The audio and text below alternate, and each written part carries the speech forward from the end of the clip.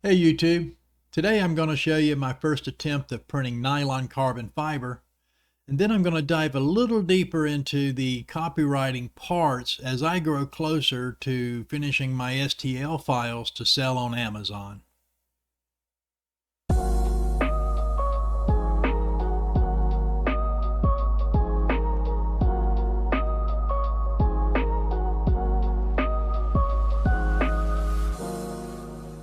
Hey YouTube, welcome back to the channel. If it's your first time here, my name is Will. I'm a 65-year-old man that's creating his own STL files to sell on Amazon. If you were here last week, you probably already know I'm on vacation, but that doesn't mean the printing stops here at my house. We're actually doing a staycation, so we're just going to hang out here and have some nice dinners and do some 3D printing and, of course, talk to you. So I took my printers out to the shop to print off the nylon carbon fiber. It was a nice 98 degrees Fahrenheit outside, very low humidity. So inside my little shop, it was probably over 100 degrees. I went ahead and tried to preheat the print bed for about 30 or 40 minutes at 100 degrees Celsius. And once I came back, and this was the first time I've ever used a glue stick, so I had really didn't think I was going to need it and hoped I wouldn't need it. But after looking at YouTube, I just thought it would be best to do it the first time, just to be sure that nothing came up. It was pretty anticlimactic, to be honest with you. It printed beautifully.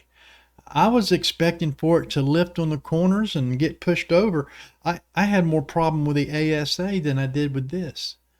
But all in all, I like the nylon carbon fiber. I do. I think I want to print with it again. And man, you talk about strong. Good God. It's compared to being shop aluminum, as strong as shop aluminum. And I'll be honest with you, that's the strongest plastic I've ever printed. But the post cleanup wasn't bad. It had some hairs inside of the cylinder, and then I just just cleaned up the edges, and pretty much that was it. So all in all, it was 100% pass. I as you can see, the part just turned out nice. I talked to a buddy of mine. He said he likes printing with it. So maybe I was just psyching myself out. But I do that a lot anyway. All right, so I always want to touch base on the copyrights again. I get a lot of comments in from from different aspects of what to look for and what to go through. And you know what? I've decided it's just going to be better to pay $250 and take my part down to a copyright lawyer and let him do the work. So that's what I'm doing this week.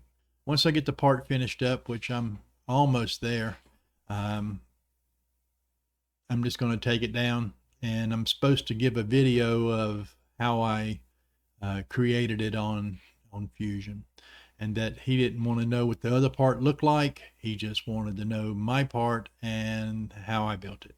So we'll take that down there this week, and we'll wait to hear back from him. I don't know how long that's going to take. So, but at least I'll be safe and sorry, right? I'm trying to build some type of security net to make sure that I don't have any problems down the road. And there are people out there selling things that look exactly like other things, and they seem to keep selling the stuff. So I don't know.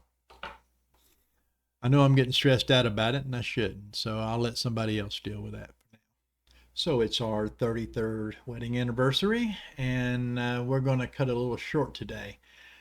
So if you made it this far, if you would give us a subscription or a like, it really helps our channel to grow. And I don't know what I'm printing next, but I hope you're printing it with me. Thank you so much, YouTube. I'll see you.